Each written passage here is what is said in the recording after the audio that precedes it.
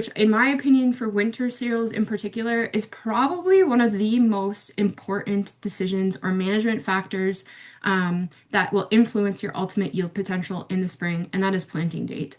Planting date the is by far what cereals are most responsive to, and like I said, is the most critical in terms of optimizing your yields. So this, hopefully you've seen this before. This is the optimum planting date for winter wheat in Ontario, the map. It's in the agronomy guide. If you also want a copy of it, it's on fieldcropnews.com as well as www.gocrops.ca. That's where all our performance trial data is. You can find this map. And so if you find your spot on the map, what we want to be targeting is 10 to 14 days prior to our optimum wheat planting date. So, for example, there, if you're in London, Ontario, you're in Zone E, your optimum planting date for wheat is September 26th.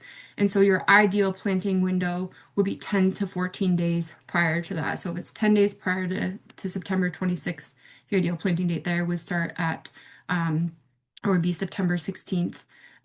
So it's really, really critical that you get that seed planted 10 to 14 days prior. And the reason for that is because the earlier planting dates allows more time for tillering and gives you a thicker stand. We like to see the tillering happening in the fall, and that is what's going to increase your spring yield potential. Having a thick stand also helps you smother weeds, and also allows you to actually, in many cases, harvest ever so slightly early.